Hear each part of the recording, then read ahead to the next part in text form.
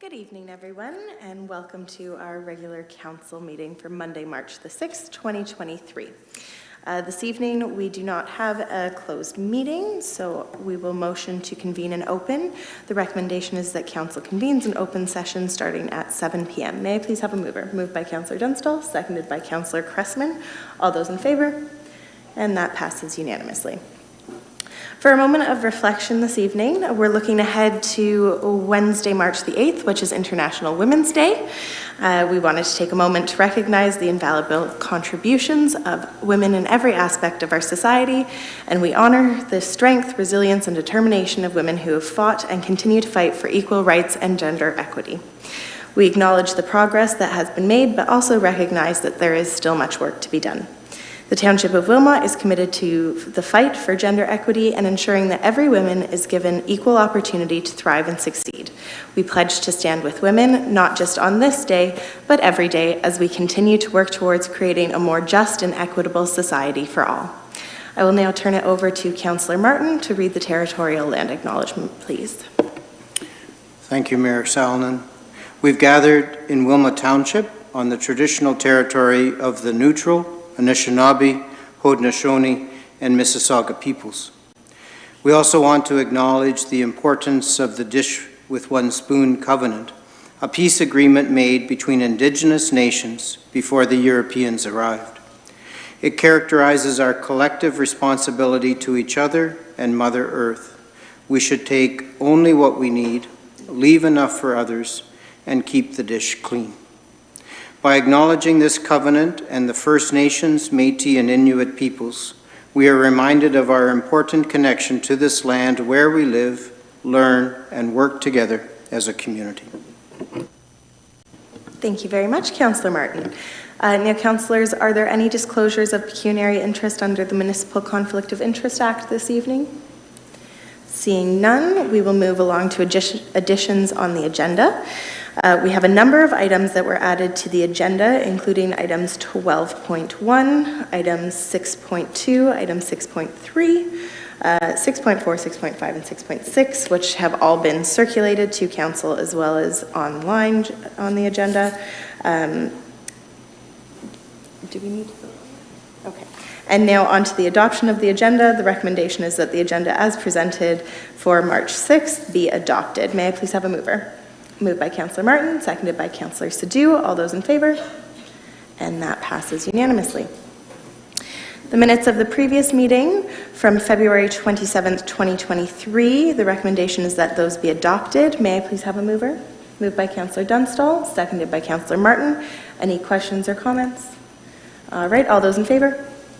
And that also passes unanimously. We do not have any public meetings this evening, and we do have one presentation this evening from Samantha Lerneau and Rod Northey.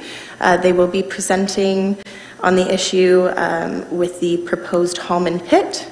As per the Township's procedural bylaw, at no time shall any member of council, staff, presentations, member of the public, or media speak disrespectfully of or to any person, use offensive words or unparliamentary language, speak on any subject other than the subject for which they have received approval to address council, disobey the rules of the procedure or decision of the mayor or council, or interrupt, speak over, or continue to speak when advised by the mayor not to, or otherwise disrupt the proceedings of the meeting or the ability of council or staff to conduct business. I'd like to remind all presenters that they have 10 minutes to present to council. And I don't see Samantha yet. Oh, there we go. I will give the floor to Samantha and Rodney. I will let whomever's going first to go ahead. Thank you very much for joining us. So and members of council, nice to be in front of you.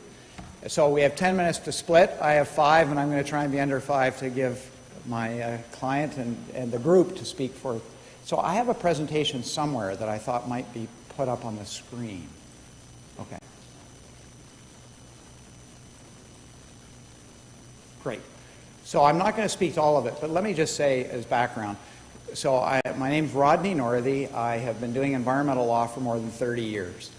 And I do environmental law, but I've also done land use for most of that time, where the land use affects the environment, which tends to be a lot of things and includes aggregate. So I'm going to make 2 points tonight only. And on my slide presentation, if we could go to slide 4, please. There are a lot of issues, but next one, I think, please. This one. So this is a zone of influence around the pit in the center. And what's important is the first bullet on that, 55 homes within 1 kilometer of the proposed pit. On to the next slide. I'm going to jump to slide 7, which I think is the most important slide of my whole presentation. We keep going. Yep, keep going. One more. 7. All right. Why am I here? I'm here to talk about one impact in particular. There's a whole array of things that are in the presentation in the table of contents. But particulate matter, PM 2.5 is described here, speaks to particulate matter that is so small you can't see it. And it's so small that it enters your lungs and causes mayhem to your health system, your internal system. It's a proven problem for asthmatics, leading all the way in symptoms to premature death. Now, why is that relevant? Well, because dust from gravel pits contains PM 2.5. Now, interestingly, dust from gravel pits also contains very large particulate, and the province regulates large particulate. But if you can see it, it isn't harming your health. It's the stuff you can't see that's the problem. So, no safe threshold. If it goes up from what it is today, you are harming health. What it is today is harming health. But what we tend to look at in this is, what's something new coming into a community going to do? Is it going to add to a health burden? Answer, yes. So, next slide, please. So that's the issue, and I think we're going to jump through this because I think this council knows very well the approval framework. But I'd like to go to the next slide, please. And this is the test that everybody has to deal with. This council was dealing with it last year. The tribunal has to deal with it now. And the key to the whole piece of planning in Ontario is decisions must be consistent with the provincial policy statement. Okay, great. What does the provincial policy statement say? Next slide, please. Major facilities. This is an excerpt. There are many policies, but here is a key policy, the key policy on adverse effects. Major facilities, that includes gravel pits. And sensitive land uses, that's a defined term, but that includes residents, shall be planned and developed to avoid, or if avoidance is not possible, minimize and mitigate any potential adverse effects from noise, from odor, noise, and other contaminants such as air contaminants. Minimize risk to public health and safety, ensure long-term operational viability. So this is a balancing test, but it starts with avoidance. All right, so that's what the policy statement says. Next slide. So these are all the things that the residents, the Citizens for Safe Groundwater, put in their issues list for the tribunal hearing, starting with healthy, livable, and safe communities. I'm dealing only with one small part of this tonight. But what I am now going to turn to is what has happened. We see a PPS with health. What did the applicants say about health and adverse effects? Nothing. The first statement from the applicant, the policy statement that is relevant now is the 2020 provincial policy statement. The first planning report from the applicants was in 2019. It thus did not address the 2020 policy statement. In 2020, October, the applicant provided an addendum. The addendum addresses the PPS for agriculture. Nothing on health or adverse effects. Perhaps Council was relying on or looking at what the region had to say about this. November 2021, under the new provincial policy statement, the region addressed air quality and said all was okay because there was compliance with a regulation, Ontario regulation. You'll love this, but I'm the environmental lawyer. Ontario Regulation 41905 under the Environmental Protection Act. This set off legal alarm bells for me.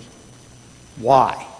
Because Ontario Regulation 41905, which is very thick, does not regulate fine particulate matter that causes health impacts. except if it has radiation in it. This doesn't have radiation in it. The same regulation also addresses visible particulate, as I said earlier. 20 times the size of the particulate matter that's a health concern. At the size that it's visible, it's not a health issue. So, if you can see it, not a health issue. So, why is the region referencing an air quality regulation when the policy test in the provincial policy statement is about adverse effects and the Environmental Protection Act, not the regulation? It's hard to believe that someone at the region does not know the difference between, one, adverse effects, part of the Environmental Protection Act, cited in the provincial policy statement, that's one, and two, compliance with a regulation that does not even regulate the contaminant of concern. Would be good to know that this council knows full well that nothing the region has said to date about air quality and the PPS addresses the key issue of the PPS for adverse effects and health issues. Would be good to know, Madam Mayor, that you and your council are fully aware of the difference between regulating adverse effects on health and compliance with a regulation that doesn't even touch the topic for this kind of particulate. Unfortunately, when I look at the settlement agreement, I don't see anything that addresses dust, air quality, PM 2.5, or health. Second issue, very briefly, Bill 23. I've understood from my clients that there's an issue about Bill 23. It's changed everything because the tribunal can now award costs. Okay, more alarm bells. Why? Well, Bill 23 does make a provision for costs, but it's not in force. It's in the legislation, not enacted in force. The tribunal has rules of practice and procedure on costs. Have they amended them? No. So, very simply, there is nothing about Bill 23 right now that is relevant to the question of costs. And I've spoken too long, and I sit down. Thank you.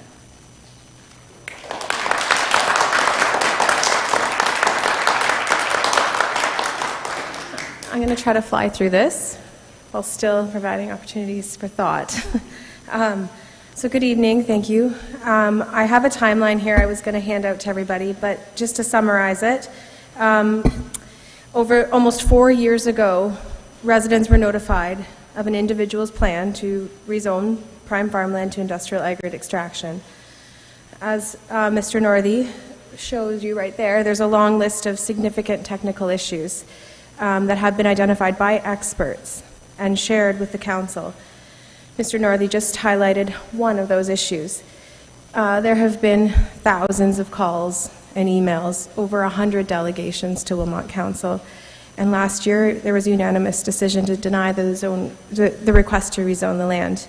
As far as I have been made aware, no issue has packed these chambers or even come close to eliciting the number of delegations that this issue has. A divisive issue? Not in our experience.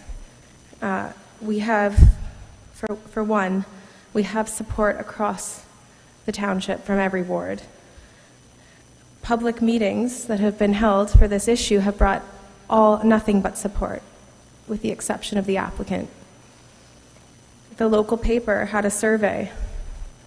I could send it to you if you'd like. Supportive. It has brought our community together. I was going to get into questions. I've been doing my best to get through everything that's coming my way, and I've summarized the questions that have been coming to me from constituents, from your constituents, and I'm sure you've been receiving them too. I summarized them into 5 different categories. I won't have time to get through them. Promises. Promises is the first category. All 5 of you committed, you pledged in the last municipal election to respect and uphold Council's unanimous vote to deny rezoning the property and continue to defend Council's decision at the OLT. Should any calls to reverse Council's decision be reintroduced? And Mayor Salonen, you broke your promise to be transparent and to hear the voices of the people.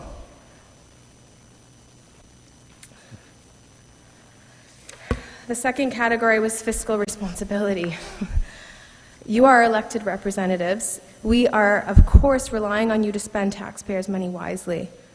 We do not have the dollars and cents details that you have, but it is hard to believe that one business aggregate is more important to you financially than more than 50 homes within 1 kilometer of this pit location alone. Surely you can pay to protect the health of a community who has chosen to make Wilmot their home.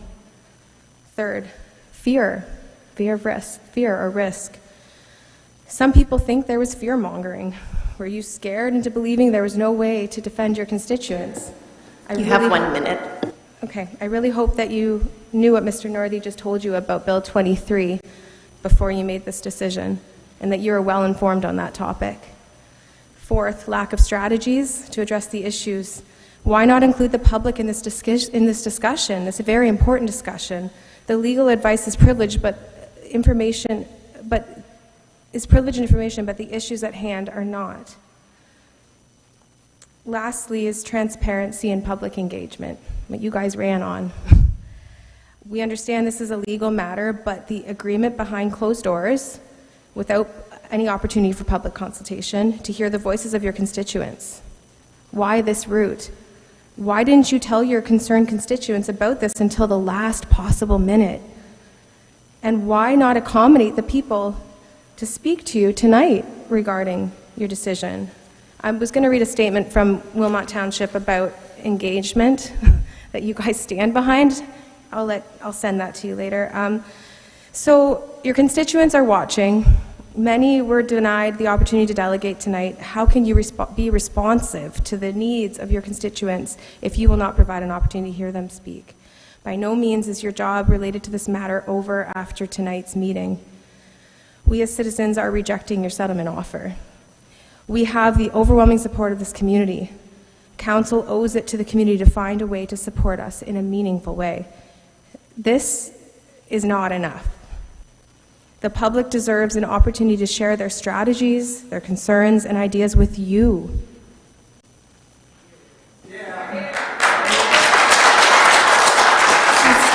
A special meeting on this topic would be a good start. We trust you can follow your election promise and right this wrong. Thank you very much, Samantha.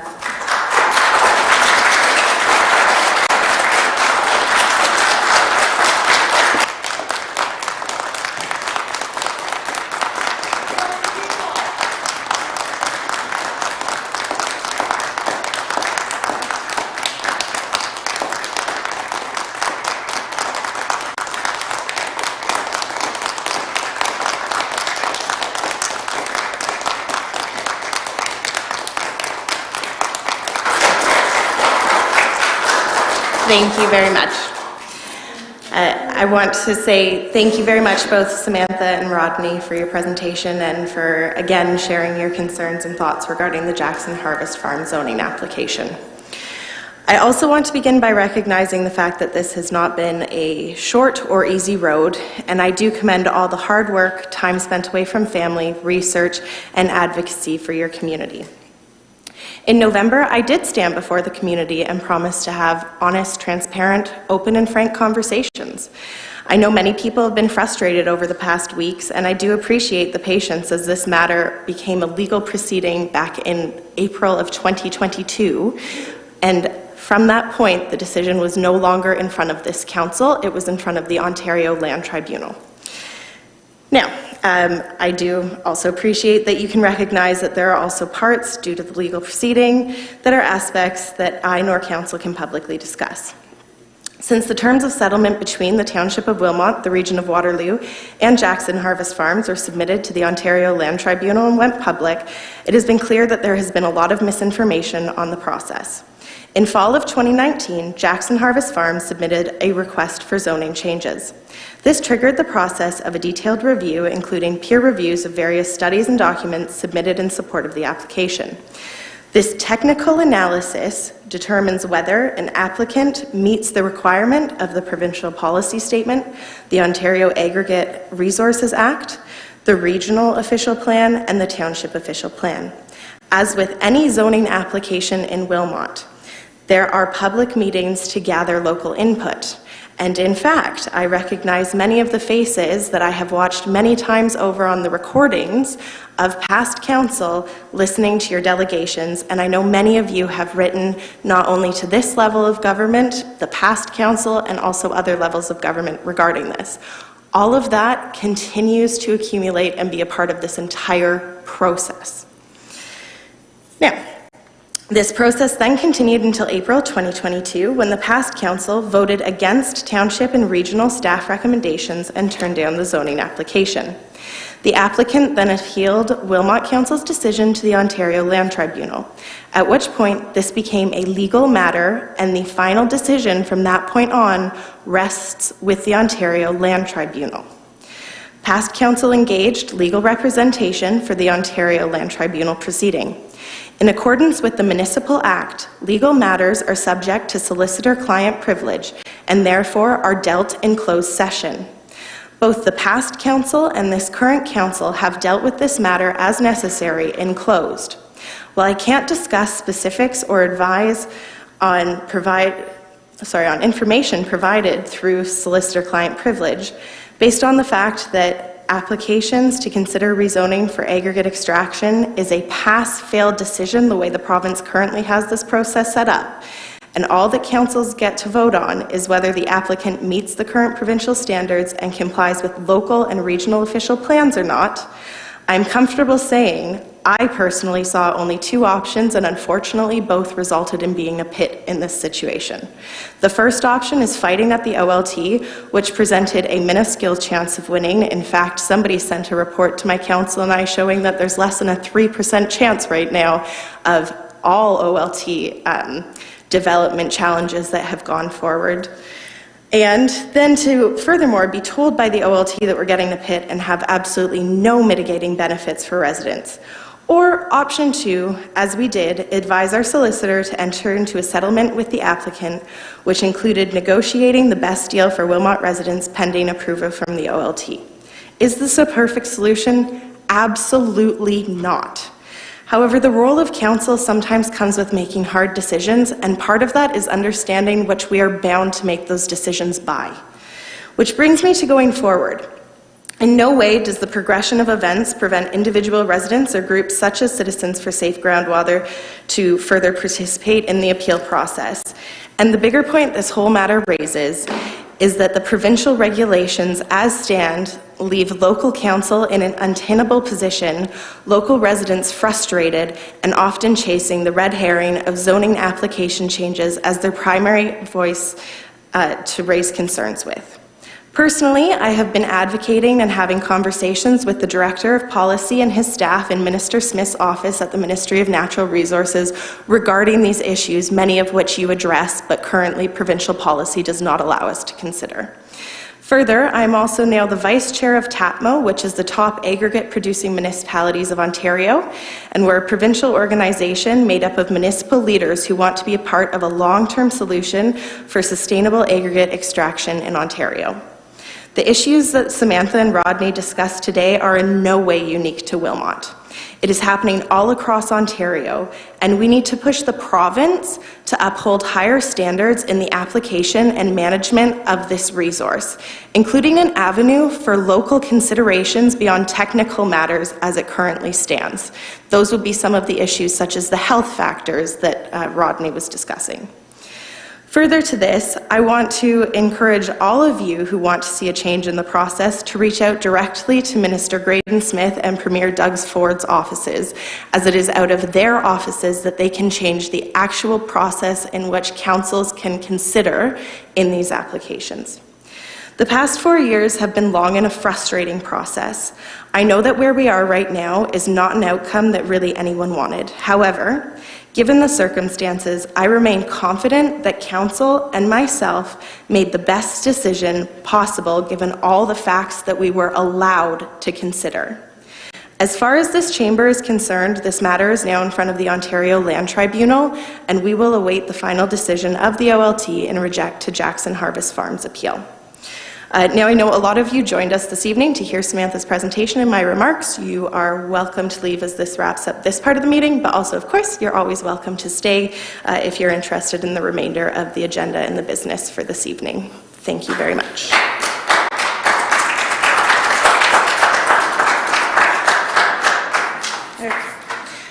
We do not have any consent agenda items this evening, so we will jump into reports. We have report 12.1, which is the official amendment. I don't want to. Which is the official amendment application and zoning change for 66 Hinks Street. So we're just going to give a minute for the area to quiet down, and then we will get on to getting this on the floor, councillors.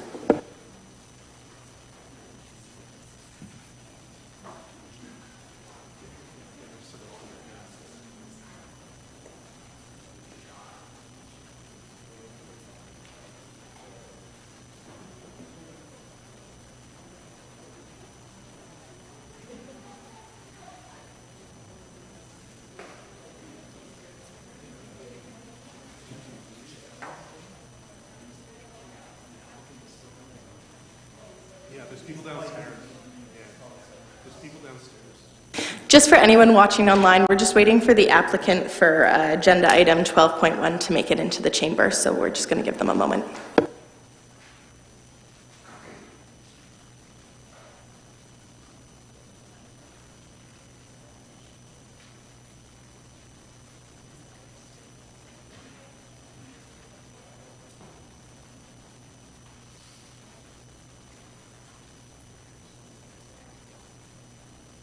Great, so seeing that the applicant has arrived, we're going to first get this on the floor. For the recommendation, please refer to agenda item 12.1 for the text recommendation, as it is quite long this evening. And to get this on the floor, may I please have a mover? Moved by Councillor Cressman, seconded by Councillor Dunstall. And I will now call on Andrew Martin, Manager of Planning and Economic Development, to introduce the report. Thank you, Mayor Solomon. The applications before you tonight were previously considered at a public meeting. Since that time, the applicant has been working towards satisfying some concerns of residents and also working through some technical aspects of the development. Updates to the detailed design to account for easements through the site for site servicing that currently runs through the property, and also updating traffic analysis as a result of some concerns that were raised at the public meeting with respect to cut-through traffic. Ultimately, there were some modifications made to the plan dealing with the orientation of the units, increasing setbacks to an adjacent property, and basically reorienting the flow-through traffic to align with a servicing easement through the site, and then implementing traffic calming measures for those traffic that does pass through. There may still be some, but basically to discourage that flow through traffic through the site.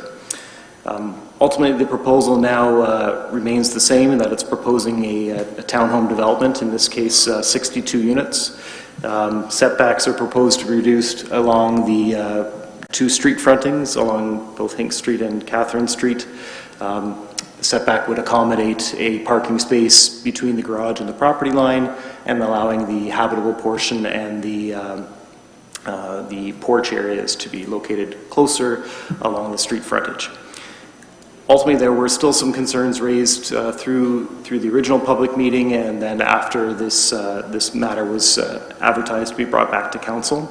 And the report does go through those initial concerns and identifies those in basically three areas. The first one being traffic. And as I alluded to a little bit earlier, the updated traffic study did look at the concerns that were raised at the public meeting. Ultimately, the township engaged a third-party consultant to review the traffic study to ensure that it did incorporate, the requirements as well as the concerns that were raised. And the outcome of that was that the traffic study was satisfactory. It did meet those requirements, and it did address those concerns. One of the underlying concerns is the current state of that property is certainly not nearly to the extent that it was previously. So in the report, there's some aerial images that show kind of what that Magnuson site was, a number of years back, not that long ago, but certainly beyond the time frame for some of the comments that were raised. And ultimately, the traffic study takes into account those previous uses and the potential uses of industrial when it looks at traffic volumes versus what the residential units would be. So ultimately, with that background consideration of what was there before, the expectation is that there will actually be less traffic than what was accustomed to in that area previously, and the potential of that site were it to remain industrial. Another component that came up is whether this building could be retained, and certainly staff aren't here to make a decision about whether a building can be retained, but as far as policy-wise, that property isn't currently a commercial property, so concerns spoke to the loss of commercial areas, but this site is industrial. The day-to-day kind of retail type commercial uses you'd see in the core or along the Waterloo Street commercial area aren't things that would be permitted on this site. So it is industrial. If it were to be utilized for industrial purposes, that could continue, but it isn't a loss of commercial space as those types of uses aren't presently permitted on that property. And then the final piece was just in general with land use compatibility. So go through it in a little more detail in the report, but essentially it's a mixed use residential neighborhood to a certain extent right now with some pockets of other uses. The introduction of townhome units isn't considered to be high density. It's still a low density. It's different than what people may have seen in the past. But when we talk about housing forms in general, 2 or 3 story townhomes and back-to-back units is still considered to be a low density development. Certainly there are a range of housing forms on Hinks and Catherine Street in terms of apartments, multiple units, singles and semis. So the introduction of townhomes is just another form of housing that fits into that overall umbrella of low density development essentially. So from that perspective, certainly the type and form of housing is consistent with what we would see in most residential neighborhoods and essentially is compatible from a land use planning perspective. The applicant has heard some concerns that were raised. They've increased the distance or maintained a distance as far as possible without impacting the site from the closest neighbor. Ultimately, they aren't proposing any increases in height from what could already be permitted on the property or in a residential site. So the buildings facing Hinks Street are described as 3-story buildings, but they meet the overall height restriction within a typical residential zone. So 2 and 3-story buildings are permitted in the current 10.5 meter restriction for height. So they aren't proposing anything beyond what could be built on any of the other residential properties in the area. So from that perspective, it's still consistent. They did make some changes on Catherine Street to change the form of housing slightly. But again, whether that is 2 or 3 stories, the height restriction piece still would be in compliance with the zoning bylaw. So certainly there are no concerns from township staff from that standpoint. Ultimately, I think I'll leave my comments at that. I guess the last piece I was just going to highlight was the parking requirements, and this site does actually exceeds the minimum parking requirements, so they've done their best to recognize that, there's certain restrictions on Hinks Street for parking, and the site provides that opportunity to facilitate parking within the development itself. So I know the applicant's here also to make some additional comments, and I will leave my comments at that. Thank you. Great, thank you very much, Mr. Martin. Does anybody have any technical questions of Mr. Martin before we go on to the applicant's presentation? Okay, seeing none. So this evening we actually have 3 registered delegations for this item. Our first is going to be Kevin Muir on behalf of the applicant has a presentation. Mr. Muir, as the agent of the applicant, you have 10 minutes to make your presentation.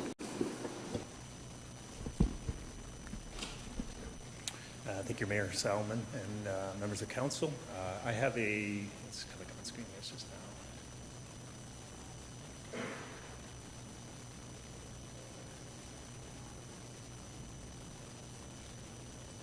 Give me a minute, yeah. I'm never good with heights of microphones there. Thank you very much and good evening. My name is Kevin Muir. I'm the Director of Land Development of Zara Group. Also with me today is Jim Dodd, who's the President of Zara Group. We are the new owners of 66 Hinks. We closed on the property in July of last year. Previously, we had submitted the applications on behalf of Skyline, so you'll probably see that name on some of the materials. And we have been involved throughout the process from day one. We are here largely, we are also the owner, we have a part ownership with Cook Homes, who's our building partner.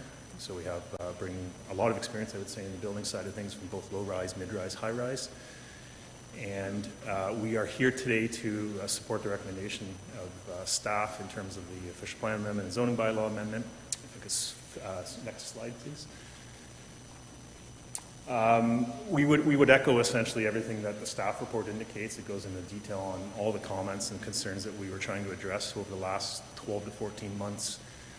The main one for us is the contribution to the housing continuum within the New Hamburg community, this theme of missing middle that you can't get away from in terms of the planning framework.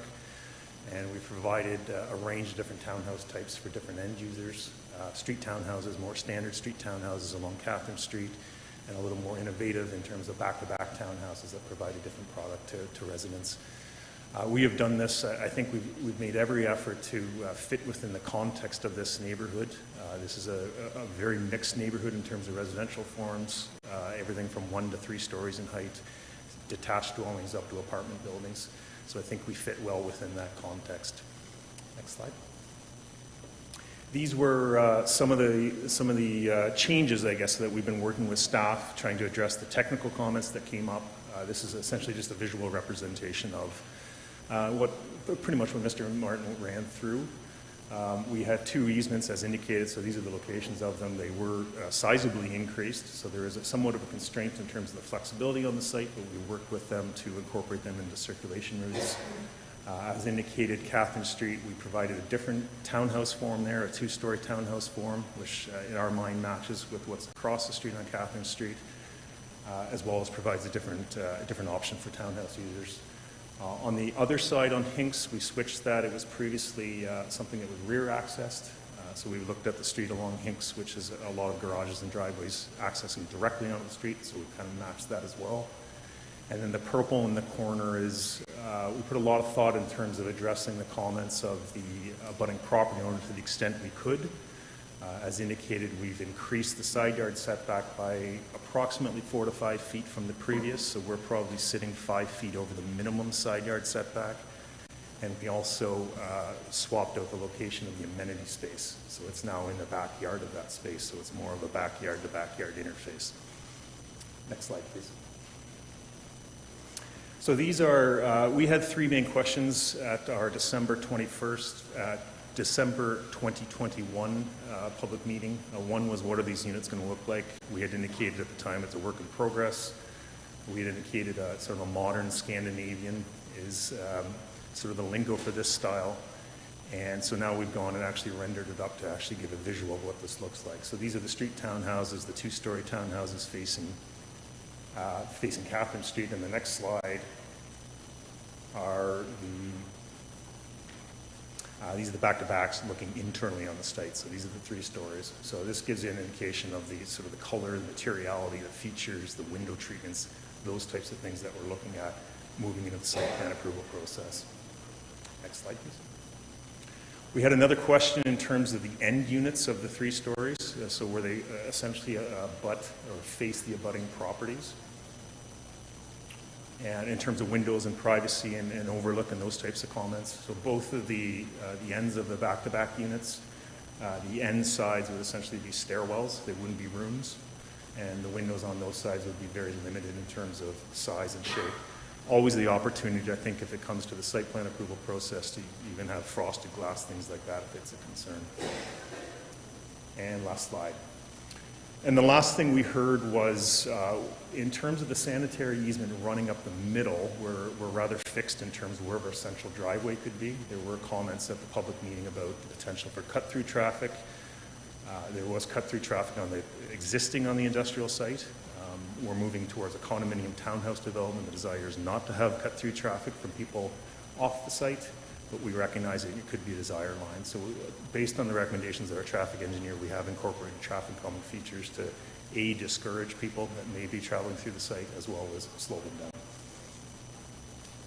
So that is our sort of rundown in terms of the design changes over the last year and a bit. Certainly available here to answer any questions you may have. Great. Oh. Okay. Thank you very much, Mr. Muir. Councillors, do we have any questions of a technical nature? Okay. Oh, yes, Councillor Martin. I don't know if this is acceptable or not, because it's not so much of a question, but I was impressed by the way that your design seems to match the neighborhood. So I think it fits in well, in my opinion. That's totally acceptable. Thank you, Councillor Martin. Any other questions or comments, I suppose? Okay, seeing none, thank you very much, Mr. Muir. We will now move along to our next delegation, which is from Barbara Shoemaker. I believe she's joining us virtually.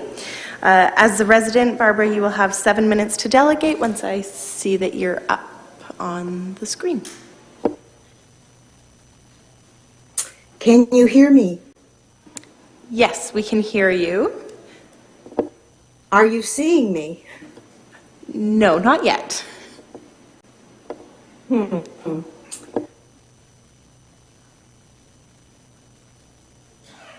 I don't believe there's anything that I can do to change that. Please give me some instruction if there is. Through the chair to you, Barbara. On your Zoom screen, if you hover your mouse, there should be, on the bottom left-hand corner, there should be a mute and start video. On the bottom left-hand corner, do you see that?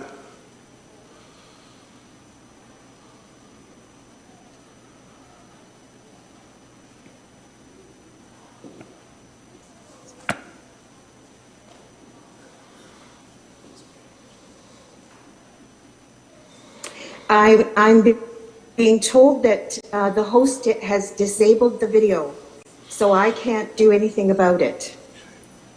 I apologize for that.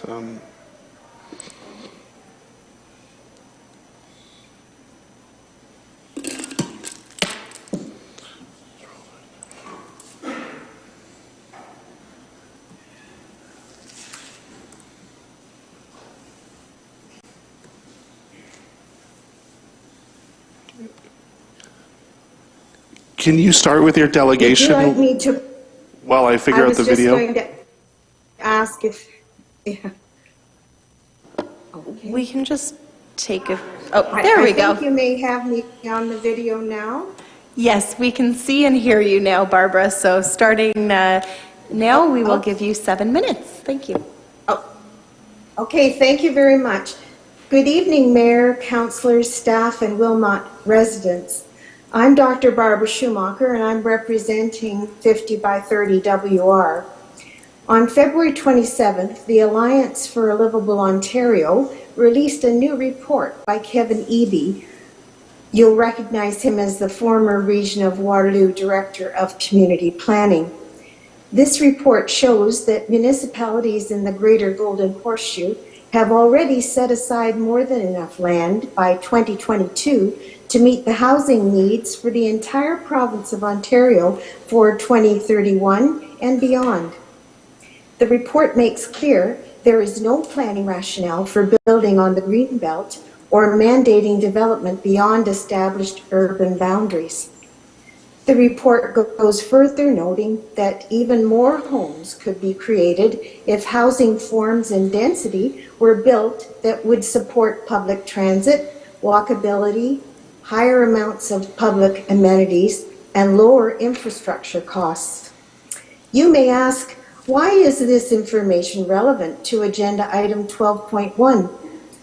This request for zoning change on Hinks Street in New Hamburg, with a plan to build 62 townhouses where a parking lot and a light industrial structures now stand, is precisely the type of form and density of housing that the report tells us we need to keep infrastructure costs down and to support public transit. And both of these goals are important priorities for the Township of Wilmot. In 2021, when Wilmot Council committed to transform WR strategies for climate action to reduce greenhouse gas emissions by 50% by 2030 and 80% by 2050, our 50 by 30 Waterloo Region volunteers promised to support the efforts of elected officials to implement these actions in each of our municipalities. Which of the 76 actions in the Transform WR list does this zoning change and plan for housing satisfy? Transformative change number 1 envisions that by 2050, most trips are taken using active transportation with the support of a robust public transit system. And to reach this goal, we will continue to expand access to public transit across cities and townships, build compact urban and settlement areas that are efficient for energy, services, infrastructure, and transportation, and make existing and new communities complete communities. Transformative change number 5 says by 2050, Waterloo Region will have a thriving local food system built on local farming and food processing that feeds much of our community. To achieve these goals, we will protect agricultural land and the local agricultural system. So congratulations to Mr. Harold Okrafka and Wilmot staff for the work you have done to prepare this request for rezoning and intensification, to plan for housing within urban boundaries, thereby preserving farmland, to better utilize existing infrastructure, to plan housing forms and density which will support public transit, to respond to neighboring residents' concerns, and to satisfy some of the actions for transformative change number 1 and number 5, which are detailed in Transform WR. This is quite a list of accomplishments. I realize that many delegations come to council with concerns. You may not often have delegations to support a motion, but tonight this motion and the efforts of Wilmot staff for intensification, new, more affordable housing, and working towards a more complete 15-minute walkable community deserves recognition. Canadians are worried about climate change, and most don't think governments are doing enough to fight climate change. Residents need to know that decisions you make as a council are made with a climate lens. That is, with a focus on decreasing carbon emissions and creating conditions for adaptation, resilience, and well-being of this community. 50 by 30 WR will be watching, calling for increased ambition, and cheering you on. Having reminded you that every single decision you make, whether it's about subdivisions, gravel pits, municipal drains, zone changes, etc., must contribute to a safe climate future for your residents, and having been permitted to delegate this evening, I ask this council to reaffirm the previous council's September 29th, 2019 efforts to promote sustainability by declaring a climate emergency. And furthermore, I ask this council to commit action on Waterloo Region's climate plan, Transform WR, which the previous council endorsed on June 14th, 2021. Your decisions will impact the well-being of your residents and have a significant impact on Wilmot Township and the entire region of Waterloo for generations. Thank you for hearing me tonight. Thank you very much, Dr. Schumacher. And I must say I'm very impressed. You had about 30 seconds left, so well done. Councillors, do we have any questions? No? The only thing that I did just want to note is you were talking about the climate goals and that you asked that we reaffirm them.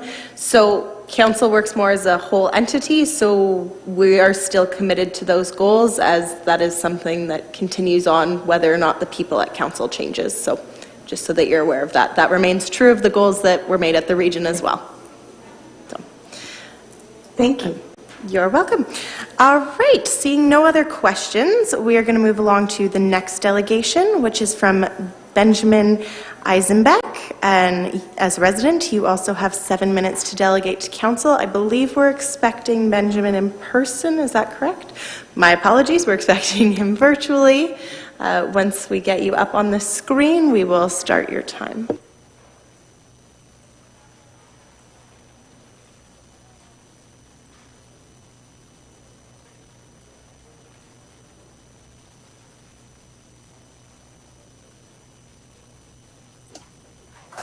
Hello, can you hear me?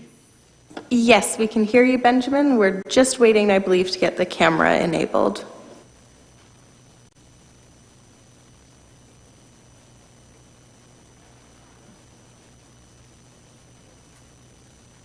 I would prefer to leave the camera off tonight. Is that okay? Oh, yes, of course. You're welcome to leave the camera off, and then you can begin whenever you'd like, Benjamin. I just had a question in regards to the proposed plan to build here at the Hinks Street. And we are a young family, just moved here 2 years ago, and we realize quite often that the traffic going through the street is driving pretty fast, above 50 for sure.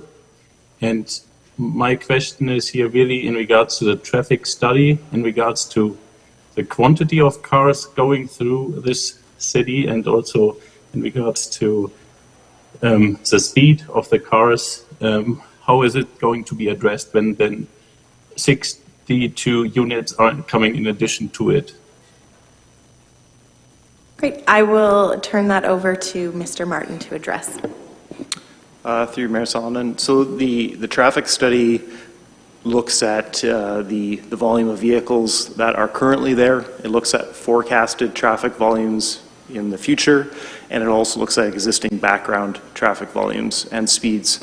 Ultimately, the outcome of that report was that the kind of future conditions, which I want to say is in the 2030 range, and they've identified that there aren't any concerns with the function of that street, the ability for intersections to handle the traffic that would ultimately end up at those intersections. So ultimately the end result is that the peer-reviewed traffic study has identified that there are no concerns with traffic movements or traffic volumes on the street as a result of this development. Do you have any additional questions, Benjamin? Not for right now. I'm questioning a little bit, question a little bit the finding, but I will look into the reports. Thank you. Okay. Thank you very much for joining us at Council this evening. Councillors, were there any questions of Benjamin before he leaves? Okay. Thank you very much. So now we have had all of our delegations for agenda item 12.1. We already have the recommendation on the floor. Are there any final questions or comments of councillors before we put this to a vote? Councillor Dunstall.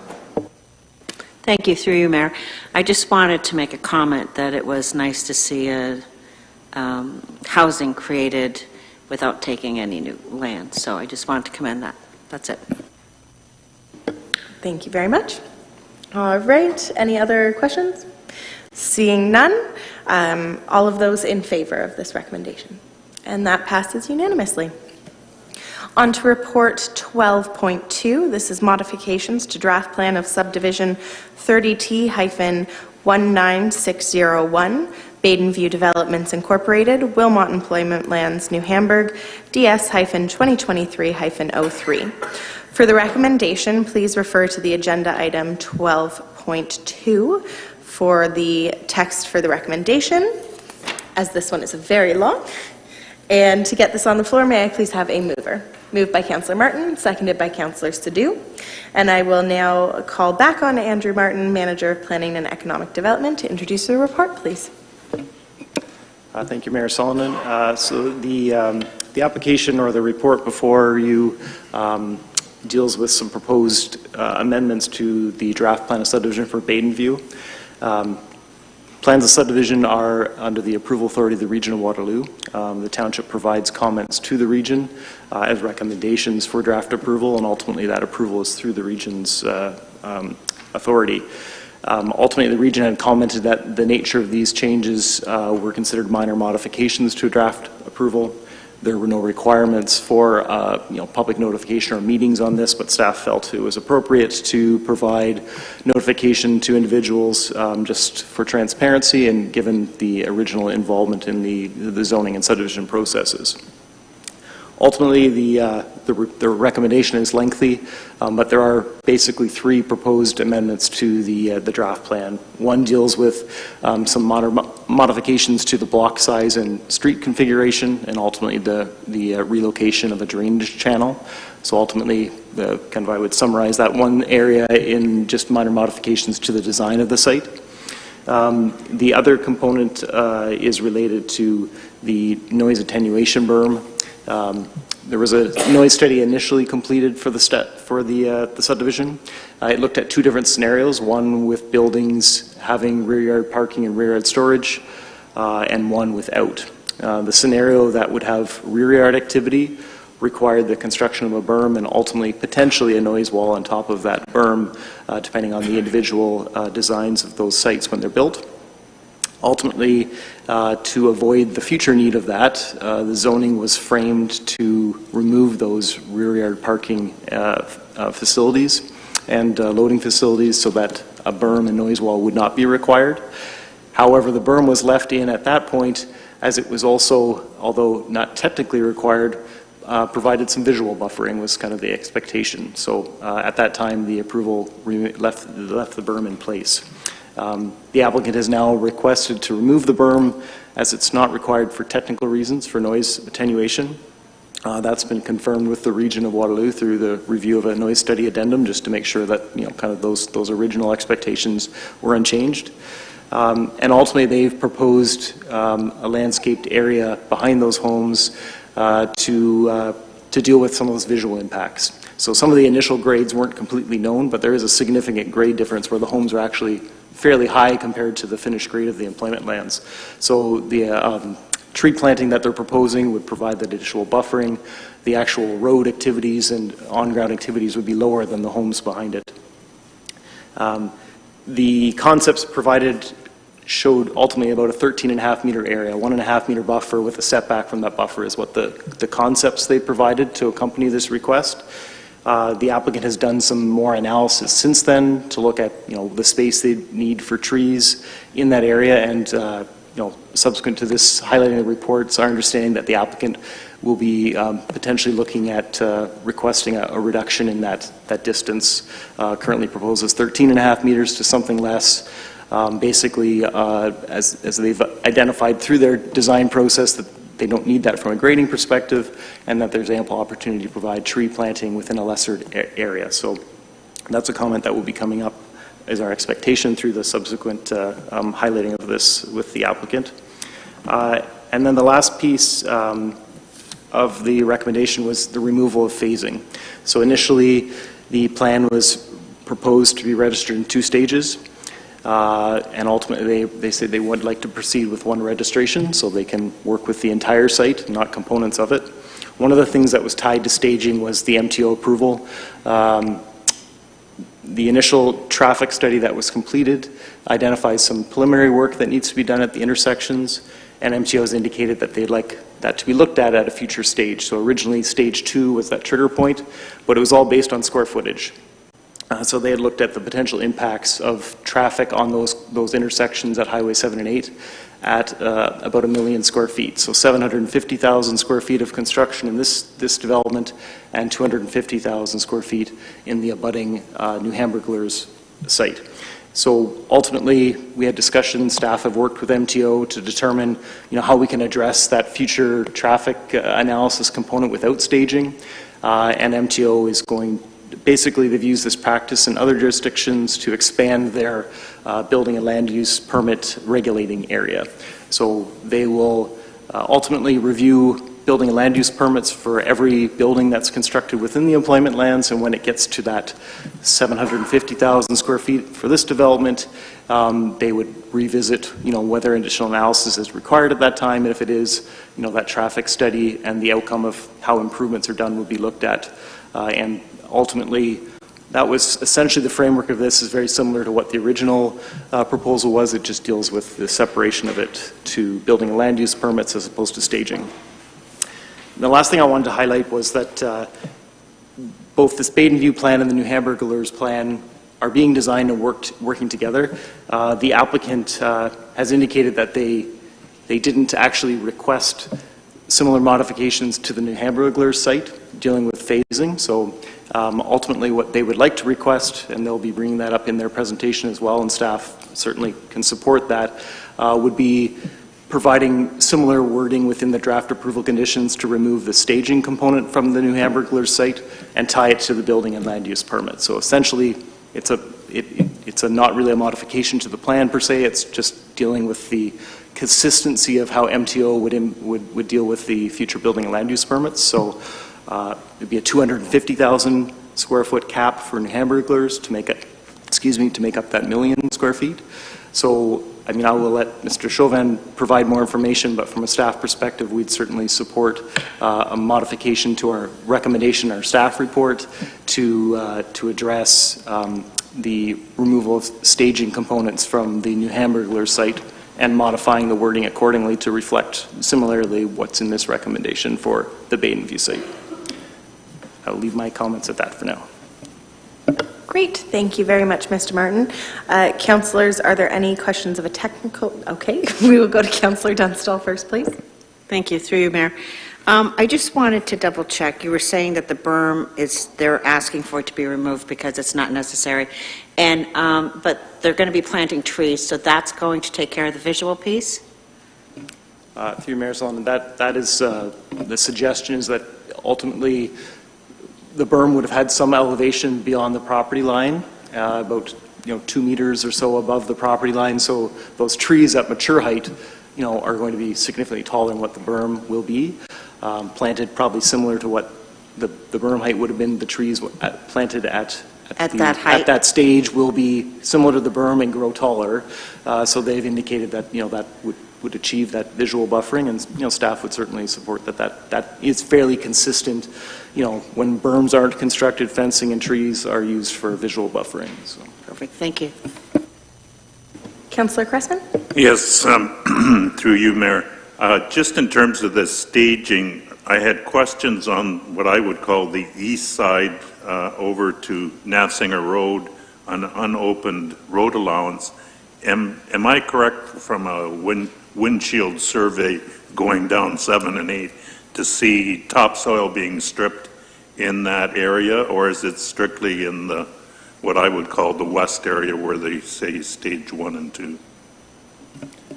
Through you, Mayor Solomon, right now they've started on the east side of the site on the New Hamburglars plan, and they're working towards the west. So I would imagine part of the work, I mean, I don't know exactly where that line draws, but it would appear that they've started to move into the Baden View site as well. So they're working kind of from Nafsinger Road towards Hamilton Road. I'm not sure if that answers your question, or... Well, I just see, I don't know which page this is, but I just see very detailed plans with stage 1 and stage 2, as it's called, to the west, and then to the east that goes over to Nafsinger Road. There isn't the level of detail that's associated with it, and so I'm a little confused to say, it seems that the cart is ahead of the horse, so to speak, in terms of not having the detail associated with that. Yeah, through Mayor Solomon. Sorry, I understand the question now. So there are 2 separate draft plans. So what was included in the report was only the Baden View draft plan, but there is a detailed draft plan for New Hamburglars that includes its own street connections, and so it's just grayed out on the Baden View site because it isn't part of that specific draft plan. But the 2 ultimately are being developed together. Great. Any additional questions, councillors? Okay, seeing none, I will now invite Ms. Van Ooyen and Mr. Chauvin, who are both joining us virtually, I believe, as an agent for the applicant. You will have 10 minutes joint to make your presentation once we have all of the technology side set up. Thank you, Madam Mayor, members of council. My name is Pierre Chauvin. I'm a partner and a planner at MHBC Planning. We're a planning consulting firm out of Kitchener. As you've heard, there are 2 plans of subdivision here that represent all of the what is called the Wilmot employment lands. We are simply dealing with the westerly portion. This is owned by Baden View, our client. And I just want to take this moment to thank Mr. Mr. Martin for his excellent presentation. I don't want to, he did an excellent job summarizing what the modification is all about and the reasons for it. I have provided a few slides, and maybe if I can advance, I can ask to advance to probably slide number 4. Right, one prior to that. Yeah, right there. So the main issue, and I just want to state from the very beginning that we are in support of the recommendation that's before you, with the exception of the change to the width of the proposed easement from 13.5 to what we're suggesting is 8 meters, and I'll speak to that briefly in this presentation. But before I speak to that, we wanted to provide a few cross sections that we've provided along that shared property line with the abutting residential area to the west, and starting from the more northerly portion, and then the next couple slides would be the middle and then the southerly. And just to kind of show you the change in elevation, the proposed building heights, and landscape buffer that we're proposing. You'll see in the dashed line at the bottom of the image, that cross section, it's noted existing grade, and then in the solid line there is the proposed grade. So there will be, obviously, as one of the councillors noted, there's some grading activity going on out there. That will be, you can see where the proposed grades will align with the existing grades abutting at the property line. The zoning for this site allows for a maximum of 12 meters in height, a building of 12 meters, approximately 4 stories. And the zoning also requires that the rear yard setback be equivalent to the maximum building height, or no less than 7.5 meters. So when we drew up this cross section, we assumed a maximum building height, just for argument's sake, of 4 stories or 12 meters, to then illustrate that 12 meter setback to the rear, and then added a buffer strip. And that 1.5 meter buffer strip, again, comes from the township's bylaw. That is the buffer strip requirement width that's stipulated in section 6 of the zoning bylaw. And so combined, if you added up the rear yard setback and the buffer strip, they're effectively at 13.5 meters. And that's where where township staff came up with a 13.5 meter setback. So I'll just park that statement for now, and I'll just continue to go through these cross sections. So again, you'll see the middle of the image, the landscape, or the tree screen that we're proposing. If you could go to the next slide. As we move down, the slope gets progressively steeper, and the actual industrial uses will be lower than the existing residential uses, which is on the left-hand side of the cross section. And then again, you can see the landscape buffer right in the middle. And then next slide. And then this is as we get further to the south, closer to the stormwater management pond. Grades aren't as steep, but still steeper than towards the north. In terms of grade elevation difference, it's about 1 meter. And again, you can see the landscape buffer and the spacing between the homes and the proposed industrial uses. Next slide, please. One of the, prior to when we prepared that cross section, we hadn't really gotten into the detail of sort of what is that landscape buffer going to look like. After discussions with staff, they asked for a minimum of 2 rows of coniferous trees, and wanted to know what kind of width that would entail. And our landscape architects and our company prepared the attached figure, and you can see some illustrations of some of the types of species on the right-hand side, the types of coniferous trees, and these would be planted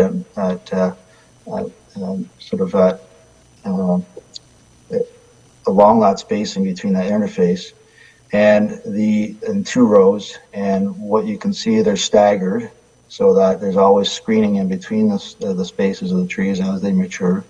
And effectively, the total requirement that we need is 8 meters.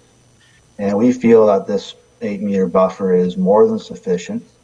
Our concern with the 13 and a half that staff are recommending, again, which was based on our image, and we apologize for doing that because it's gotten us into this situation, but it was really, there's no basis for that 13 and a half meters. You've heard that the regional staff have agreed with our modification with no concerns with respect to any additional setbacks.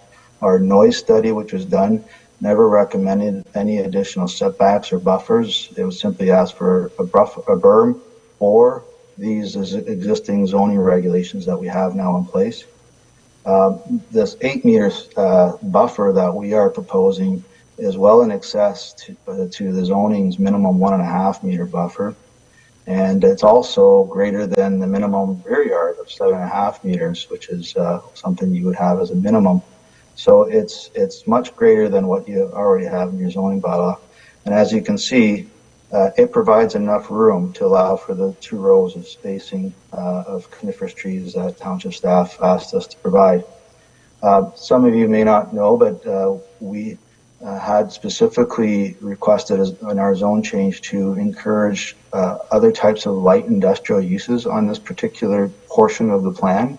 Other portions of the plans have your typical heavier industrial uses. This block adjacent to the residential lots have introduced office space, vet clinics, laboratories, and medical clinics, those types of things that are light manufacturing, like assembly, to allow to assist in that mitigation between our lands and the residential lands. And I'll also point out that the draft approval conditions do require additional updates to the noise study at the time of site plan approval to further identify any additional mitigation measures that may be required once we know who's purchasing, what kind of design of the building is occurring, what kind of use is actually going to occur there. So there will be an extra measure taken at site plan approval. And lastly, that tool of site plan approval, the township does have extra measures through that process to encourage more landscaping, lighting, placement of parking, etc. So there are many tools in the township's toolbox that continue to control that interface. Our concern, simply put, is that 13.5 is just an added encumbrance on these prime industrial lots. These particular lots are already, I'll call, encumbered with the special zoning regulations, which stipulate where loading and outdoor storage and parking can be located, not in the rear yard. And to further encumber them with this 13.5 meter easement, I think it just makes it really difficult to be able to market these lots, which were meant to, or industrial lots, which were meant to be more prestige, business employment type of uses. So we would respectfully request that the recommendation be modified as written in the staff report from 13.5 meters to 8 meter wide easement.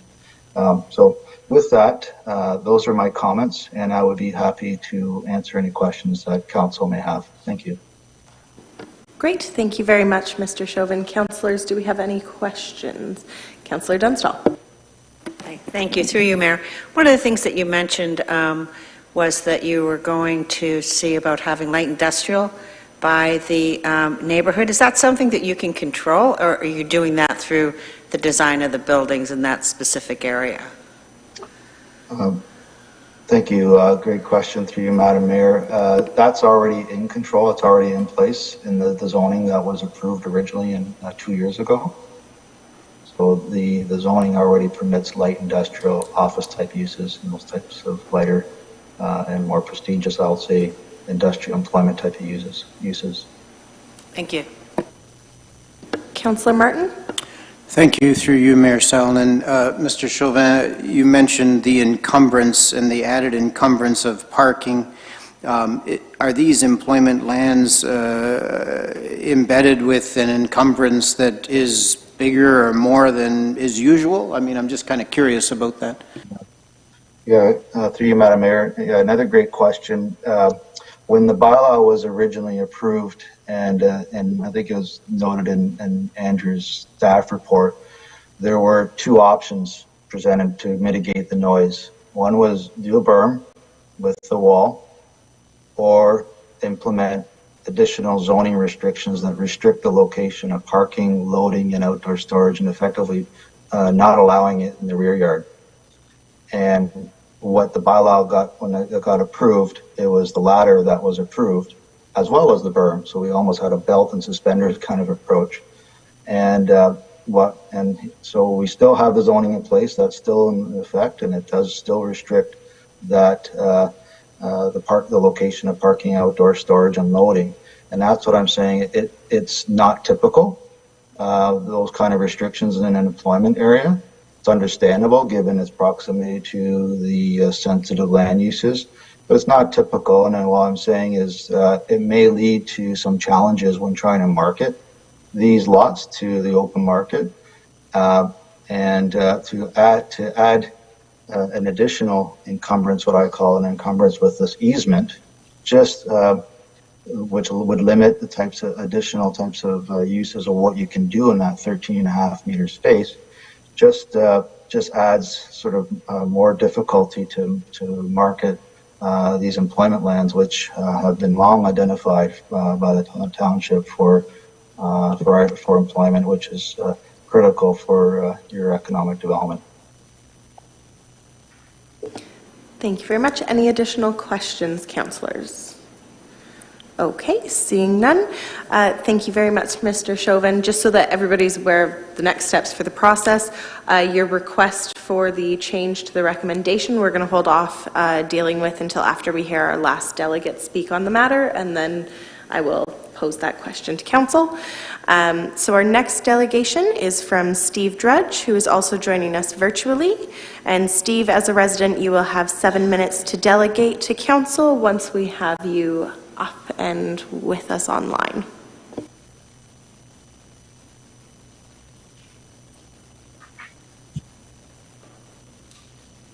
Great. Good evening. Thank you very much for joining us, Steve. You have 7 minutes when you begin.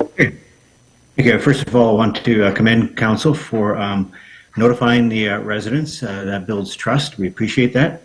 I also appreciated seeing in the modifications the recommendation for the 13.5 meter easement. I understood that to be to the between the edge of the residential property and the edge of the parking area, or rear yard of the buildings. And so I'm surprised to hear the recent presentation now that would actually be right up to the back wall of the buildings. And so I find that disappointing, and would ask the council to consider the broader area there. I understand that part of the changes have included moving the Vernon Herb Road 20 meters to the west. And so if the developers are concerned about cramping the space of those properties and making them less desirable, in some ways that's been brought on more by the movement of that road than by the easement at the back. I do appreciate council for consideration not only of the noise, having a noise barrier, but also the visual barrier and some green space and trees. And so I want to thank you for that. A question I have, will there be any fencing involved in that space to create another barrier? I will defer to Mr. Martin on that. Through Mayor Salonen. So through the detailed site plan approval, there is options to look at fencing. At this point, the applicant, through the draft approval conditions, proposed a chain link fence. Ultimately, that's to deal with long-term maintenance issues. Potentially, a wood fence is good for the first while, but long-term maybe isn't. So ultimately, the trees are proposed to provide the visual buffer that the chain link fence would provide the property line delineation on a longer term basis. So at this point, there is no proposal for a wood fence at all. It would be the trees and landscaping that would provide that buffer. Okay, and so the chain link fence would be along the property line. Is that what I understand? Yes, that would be correct. Usually it would be offset from the property line, so that's entirely on the development side, but it would be in close proximity to the property line. Okay, thank you. Okay, that's all I have to say. Again, I just ask that the council consider the broader easement that I think you visualized in the first place. Thank you very much.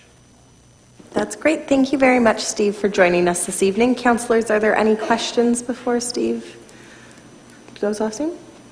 No? Okay. Councillor Cressman, sorry, did you have one? Okay. We're good, Steve. Thank you very much for joining us this evening. You're welcome. Thank you. So, Councillor Cressman, you had a question for Mr. Martin? Is that correct? Yes, through you, Mayor. Obviously, you put the 13.5 in for a reason, and they're requesting, I can understand the reason for requesting less. It gives them more development land to work with. But you've seen the necessity for 13.5 in the overall plan, and now's the time to make, it's a lot easier now. You can't put a sound barrier or whatever else up after the fact. That's extremely expensive. So I guess at the end of the day, I'm asking you, you obviously are sticking with your 13.5 recommendation. Through you, Mayor Sullivan, certainly the 13.5 meters was something that we recommended based on what they were proposing. They hadn't provided that detailed design components related to the actual space needed for tree planting and buffering. So we went with the concept they proposed and simply implemented that. There was no magic number to say the 13.5. It was based on what they were proposing.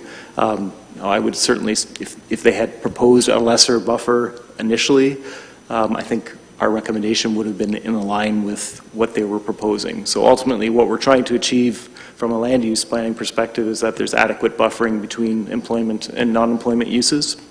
So there are obviously property line setbacks based on the zoning, but providing the space to reasonably provide a landscape buffer that long-term, as those trees mature, provides space for that to provide that space. And they've engaged their landscape architects to look at that space. Simply because if the setback were to be less than 13.5 meters, it's certainly not to say that the buildings are going to be constructed closer than 13.5 meters. They do have space there. They may choose to move it back, but there's opportunities there through the site plan design to ultimately make sure that proper mitigation measures are in place. So the lots are sufficiently sized. The providing some kind of permanent easement in place just basically provides the ability to guarantee that that buffering remains even at a site plan approval stage. So that's the key component, is to make sure there's some municipal control there. If those trees were to die, that we could ensure that they're replanted. Those sorts of things, having that security in place is the primary goal. Councillor Cressman? I mean, just a logistical question, that a certain space has to be allowed so that the grass can be cut on a routine basis without interference from the trees that are proposed. So I think I'm open to a Canadian compromise, but it has to make sense in the long term. Okay, councillors. So any other questions before we look to address the proposed change to the recommendation? Okay, seeing none, so what we would need is, based off of the requests that Mr. Chauvin made, to alter item C on the recommendation from a 13.5 meter easement to instead an 8 meter easement. It would require a councillor to propose an amendment to the recommendation. If we don't have anyone looking to propose that, that's fine. We would then just continue on the vote on the full recommendation as presented before us. If somebody does choose that they want to put forward an amendment, we would need a seconder as well. We would vote on it, and then we would vote on the main recommendation itself, with or without the amendment, depending on how that goes. So just to get the procedural stuff out of the way, it is now in the hands of council. If Anybody does want to make that amendment or make comment on the request? Okay, seeing none, then we will vote on the recommendation as it stands before us.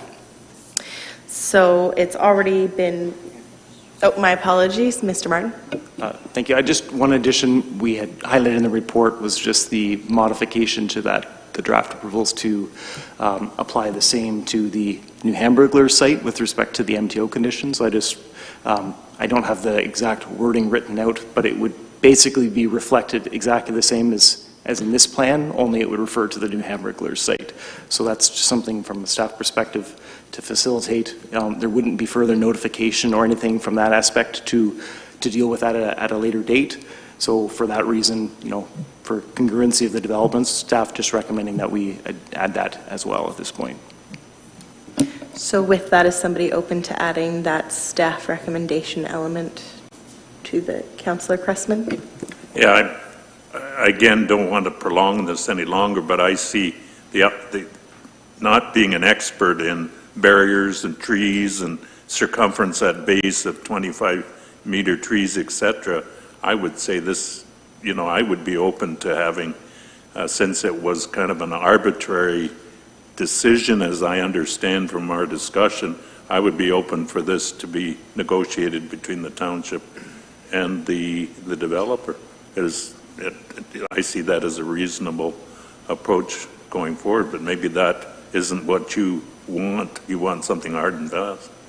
So I'm looking to you, Andrew, to kind of. Through to Mayor Solomon, my comment was actually not related to the berm. It was related to the draft approval conditions for the New Hamburglar site dealing with the MTO condition. But from answering that question, certainly there is an opportunity to deal with that. We would feel more positioned to have council provide direction to staff as to what's appropriate. The other option would be, if you're wanting more information, if Mr. Chauvin is here potentially, or,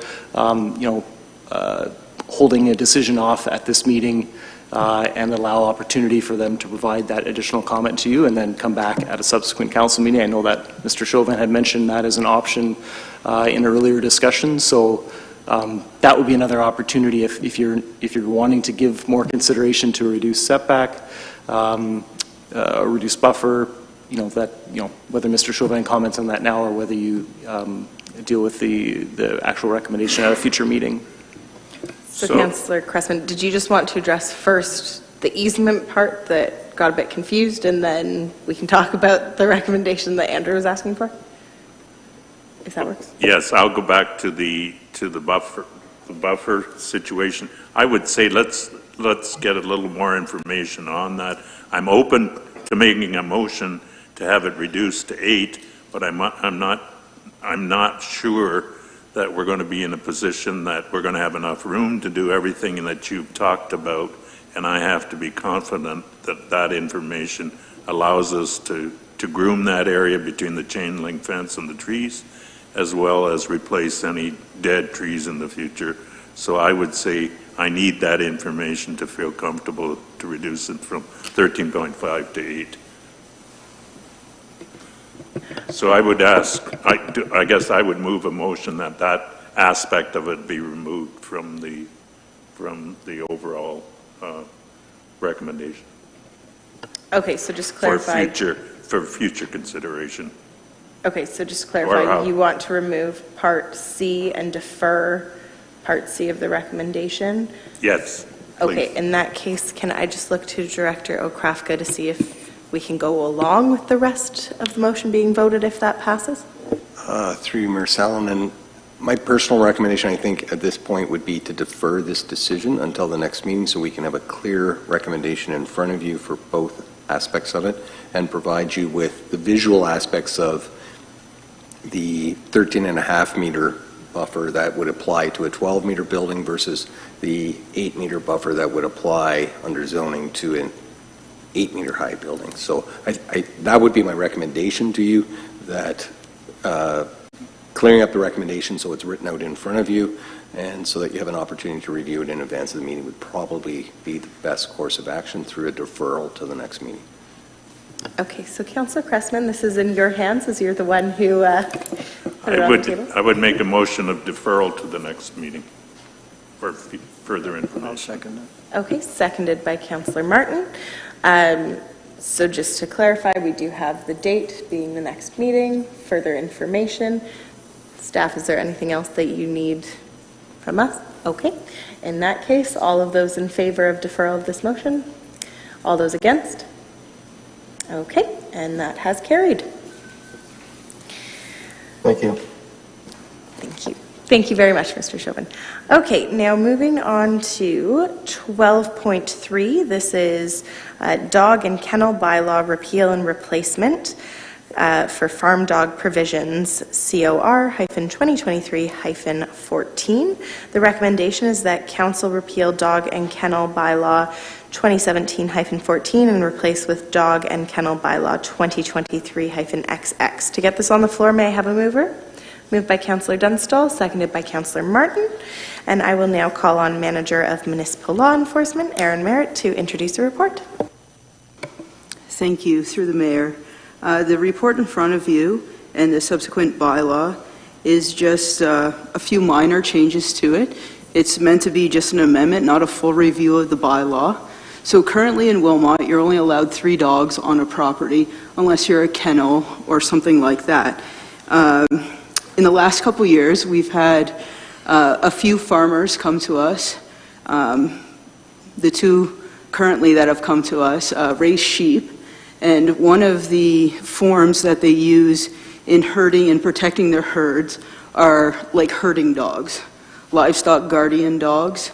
And in this case, they would like to have more than 3 dogs to help with the farming practice at hand. Or in one case, they would like to have a dog in the house and then have 3 farming dogs that are actually working dogs, not a pet like you or I may have. So the amendment before you is to allow livestock guardian herding dogs. If a farmer or an agricultural landowner were to come and ask permission to be exempt from the 3-dog limit, as long as the dogs were of a certain breed, a lot have qualifications, like they have training to be this herding dog, then they would be exempt from the 3-dog limit. They would be able to have more dogs, and that would be based on my discretion as the manager of municipal law enforcement. So in the changes, there's 2 definitions and 2 minor amendments, and then a couple housekeeping things. If anybody has any questions, I'd be more than happy to answer them. Councillors, are there any questions? Councillor Martin. Through you, Mayor Salonen, thank you for that explanation. I'm just curious, I'm trying to understand the geography in terms of where this would apply. So, for example, if somebody decided to have 4 dogs and they weren't necessarily on a farm but maybe lived in an area where there are a number of houses together, would it apply to them? I've just seen situations where some people want to have quite a few dogs, and I'm curious if that would then give them permission to do so. Go ahead, Erin. Through the Mayor. Good question. So this would be, this exemption would only be given to a property that is a farm, like an agricultural property, for the agricultural use of, say, protecting or herding of livestock. So not somebody in town that just wants to have, say, 5 dogs. That kind of exemption would not be given. These dogs have a specific purpose and a job. Kind of think of it as like a police canine dog. It has a specific role. These dogs have a specific role. Any additional questions, councillors? Councillor Wilkins. Yes, through you, Mayor Salonen. Would the same licensing apply in this case in the sense that we'd be able to track how many dogs are there, in essence, to prevent, say, someone from skirting around the rules of having to register as a kennel? Thank you. Through the Mayor. Good question, yes. So these dogs, we would still have a dog tag, just like any other dog tag. However, on these properties, they would be flagged to allow the purchase of more than 3 tags. Right now, it's kind of flagged for us, so if somebody, say, wanted a 4th tag, we'd be notified. I usually call the owner and figure out what is happening. In this case, it may be going out, seeing the dogs, figuring out what type of breed they are, if they do have training, things like that, just to make sure that these dogs are doing the purpose and not just, hey, I want to have 5 dogs because I love dogs. Councillor Dunstall. Thank you, through you, Mayor. Aaron. Is there a specific number then? It's more than 3, but is there a limit? Thank you, through the mayor. You guys asked really good questions. So in the research I've done, it's usually based on area and the size of herd. I'm not an expert in sheep herding or anything like that, but the information I have is usually based on the land and the size. In the 2 properties currently that are using herding dogs, one uses 2 dogs and one has 3 dogs. It's also for protecting of the herd, so it depends how many sheep in this case they have. Thank you. Any other questions, councillors? Councillor Cressman. Yeah, I would comment, I've never had sheep as on my agriculture operation, but certainly you have guard dogs who actually live with the sheep and protect them from wild animals, and so they basically live right in the enclosure. And then working dogs would be ones, primarily border collie or something to that effect, that move sheep from paddock to paddock.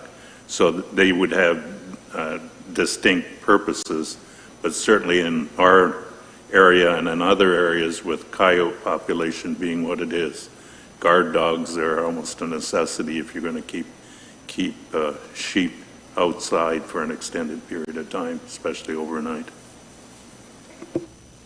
Thank you. Any other questions, councillors?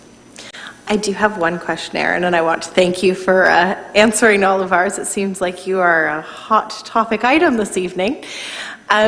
Mine isn't actually about what you're bringing forward on the changes. I was just wondering, going forward in the future, if we could look at a comprehensive review of the penalties and fines that are actually included in that bylaw. I thought some of the fines were pretty low considering how harsh the implications on the animals. So I was just wondering if in the future we could look at addressing that in a more comprehensive way. Thank you. Yes, it's my hope in the next couple years to do a complete review of the entire bylaw. My hope tonight was just to get these amendments in place. Yeah, I guess that's a good answer. That's great. Thank you very much. All right, councillors, with no more questions and the recommendation on the floor, can we please call the vote? All of those in favor? And that passes unanimously. Thank you very much. We are now on to report item 12.4, which is the Delton-Ribling Municipal Drain Engineers Report, COR-2023-20. I will now actually read this recommendation and make note that the third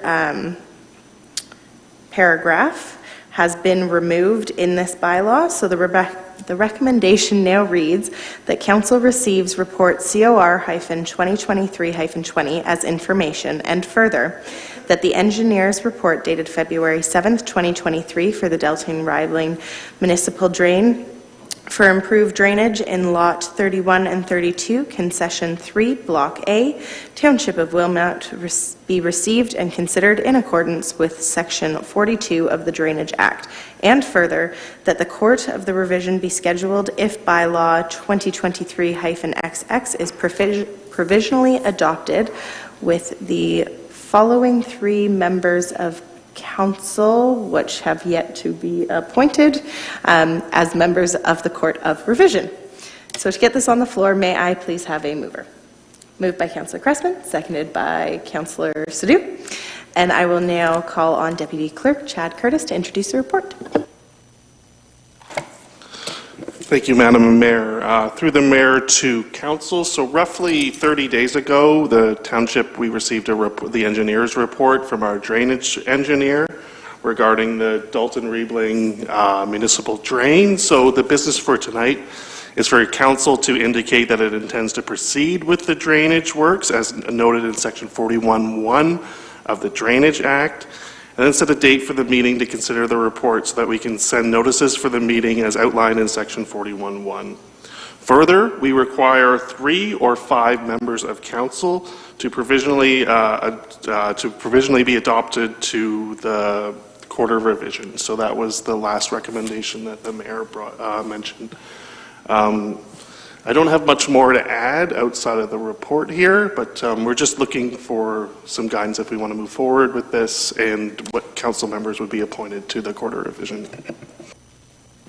So I suppose first thing, anybody have any questions? Okay, Councillor Cressman?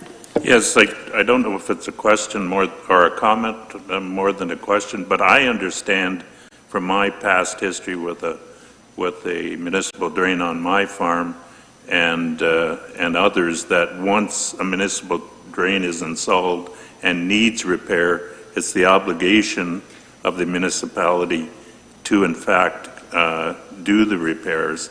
It's more you have to work through the disagreements, if any, about how you appropriate the costs. But at the end of the day, the question is not whether repairs have to be done. Am I correct in that, as I understand the Drainage Act? Through you, Mayor, that's generally speaking correct, that we do have obligations to maintain drains. And I think there's a mention in the report about that there's maybe in one of the outcomes, potentially if the report is not accepted, then there are certainly implications for the township in that respect. But yes, generally speaking, drains are our responsibility to maintain. Any additional questions, councillors? Okay, seeing none, we will call the vote on this. Are we going to do the appointment after? Sorry, I'm just being informed that we should do the appointment of members first. Is there any member that would like to be a part of? Okay, Councillor Cressman. Anybody else that would like to volunteer? Councillor Wilkinson and Councillor Sadhu. Anyone feeling left out? I understand that we can have up to 5. Okay, very good. So we will now call the vote. All of those in favor.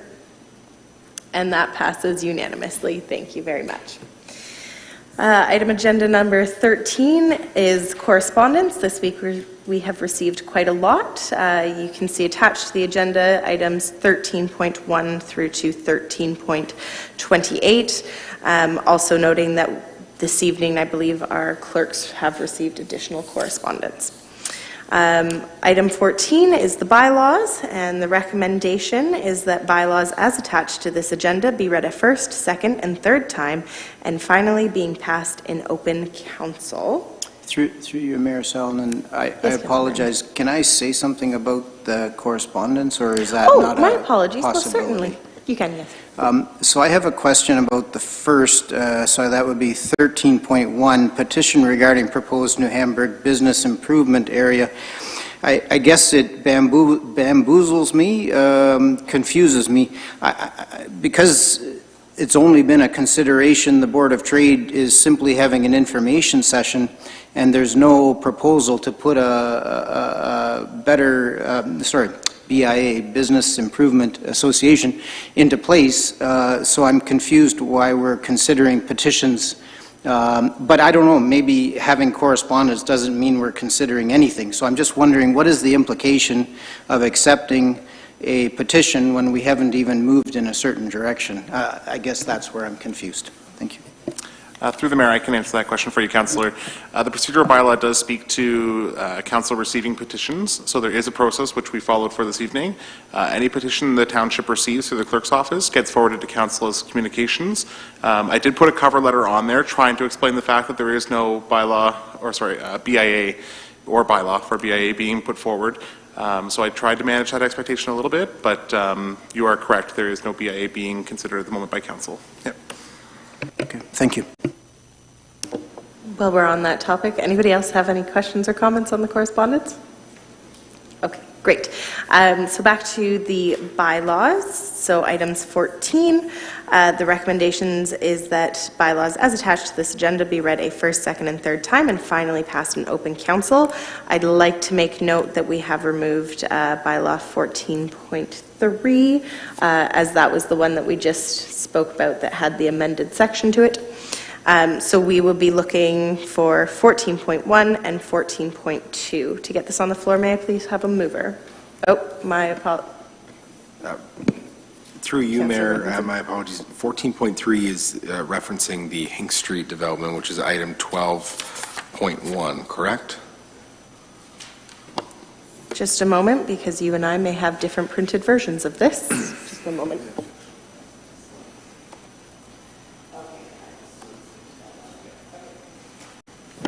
That's my apologies. I just thought it was in order of how I wanted it to be. Thank you very much for catching that, Councillor Wilkinson. So we're removing 14.2.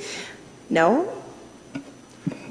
Through Mayor Solomon, there's two bylaws that deal with Hinks Street. One is to adopt the official plan amendment, and the second is to change the zoning. So both bylaws actually refer to the Hinks Street property, not the employment lands. So there were no bylaws. There's no bylaws related to the employment lands at all. Okay. So, well, I just wanted to make sure everyone was still awake, as this has been our longest meeting as council. So glad to see we all are.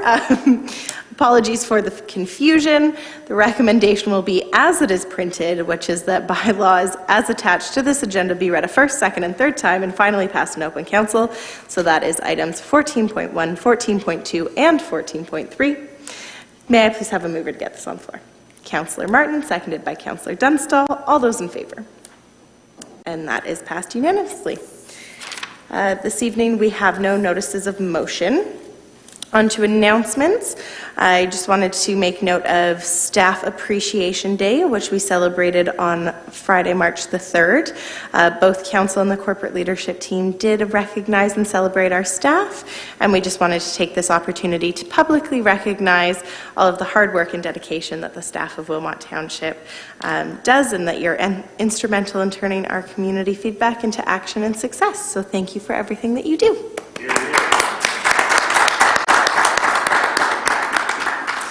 I also have a second item that I would like to make an announcement on, which is the Waterloo Region Heritage Committee.